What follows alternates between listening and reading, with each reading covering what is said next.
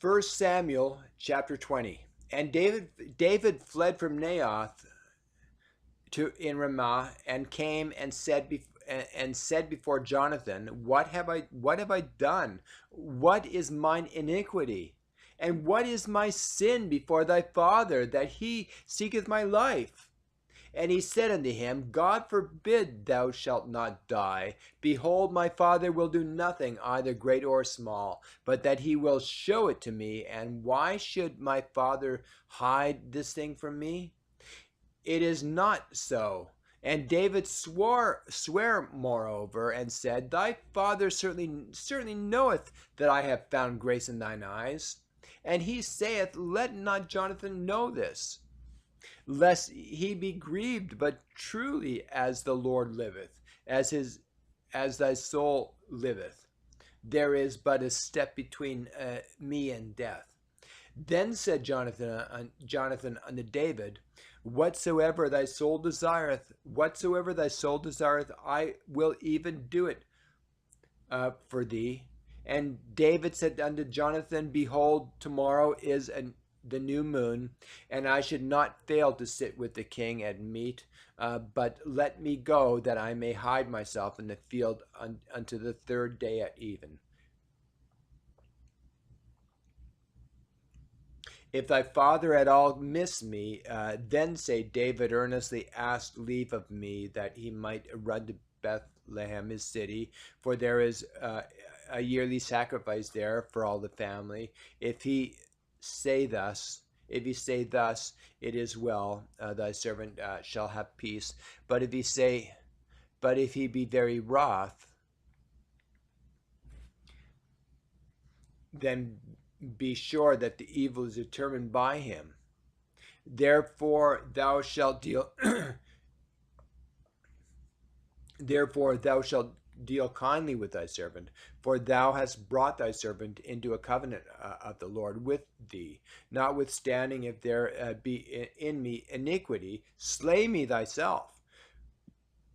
For why shouldest thou bring me to thy father? And Jonathan said, far be it from thee, for if I knew certainly that evil were determined by my father to come upon thee, then would not I tell it thee?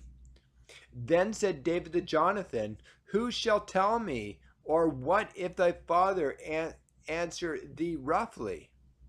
And Jonathan said unto David, come and let us go out into the field. And they went out, both of them, into the field. And Jonathan said unto David, O Lord God of Israel, when I have sounded my father about tomorrow any time, or the third day, and behold, if there be good toward David, then I then send not unto thee, and show it thee. The Lord do so, and much more to Jonathan. But if it pleasure my father to do the evil, then I will show it thee, and send thee away, and thou mayest go in peace. And the Lord be with thee, as he hath been with my father. And thou shalt not only, while yet I live, show me the kindness of the Lord, that I die not. But also thou shalt not cut off thy kindness from my house forever. No, not when the Lord hath cut off the enemies of David, every one of them from the face of the earth. So Jonathan made a covenant with the house of David, saying, let the Lord even require it at the hand of David's enemies. And Jonathan caused David to swear again, because he loved him, for he loved him as he loved his own soul.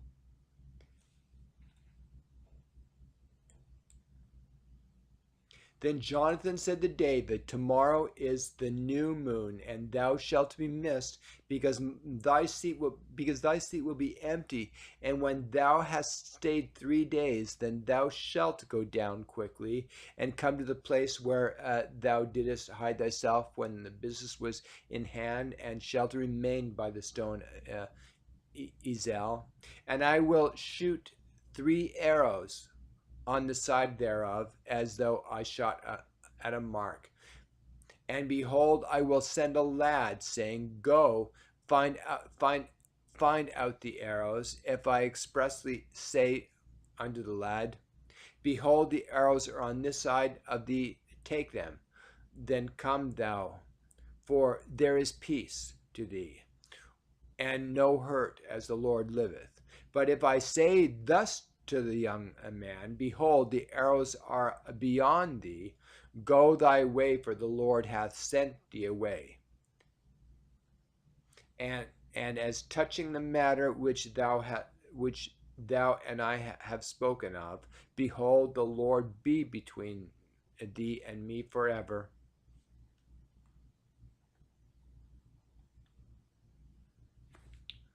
So David hid himself in the field, and when the new moon was come, and the king sat down to eat meat, and the king sat up. Okay, and the king said, and eat meat. Then the king sat upon his seat as at other times, even upon a seat by the wall. And Jonathan arose, and Abner sat by Saul's side, and David's place was empty.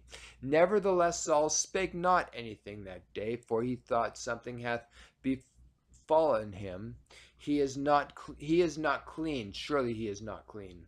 And it came to pass on the morrow, which was the 2nd day of the month, that David's place was empty. And Saul said unto Jonathan his son, Wherefore cometh not the son of Jesse to meet, neither yesterday nor today?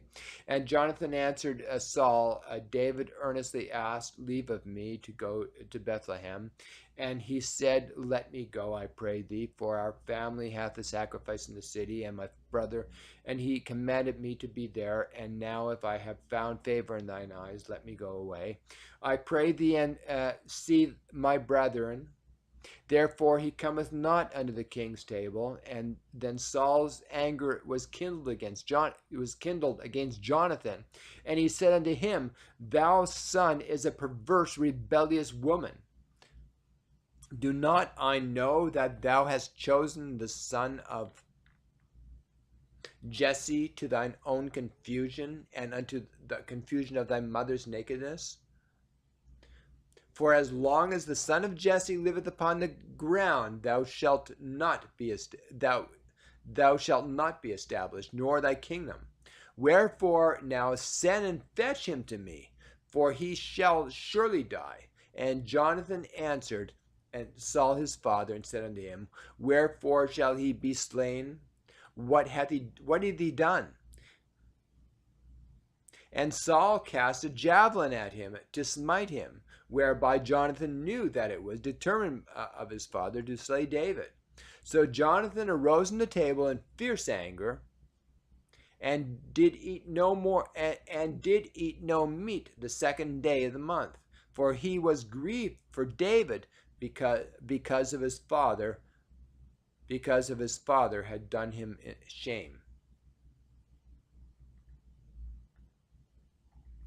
And it came to pass in the morning that Jonathan went out into the field at the time appointed with David, and a little lad with him. And he said unto his lad, Run out now the arrows which I shoot. And as the lad ran, he shot an arrow beyond him. And when the lad was come to the place of the arrow which Jonathan had shot, Jonathan cried after the lad and said, Is not the arrow beyond thee? And Jonathan cried after the lad, Make speed, haste, stay not. And Jonathan's lad gathered up the arrows and came to his master. But the lad knew not anything, only Jonathan and David knew the matter. And Jonathan gave his artillery unto his lad, and said unto him, Go carry them to the city. And as soon as the lad was gone, David arose out of a place toward the south, and fell on his face to the ground, and bowed himself 3 times. Then they kissed one another, and wept with one another, until David exceeded. And Jonathan said to David, Go in peace, for as much as we have sworn both of us in the manner of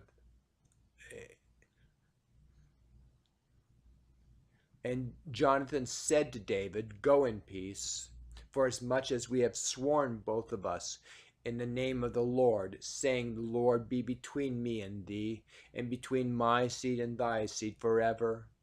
And he arose and departed, and Jonathan went into the city.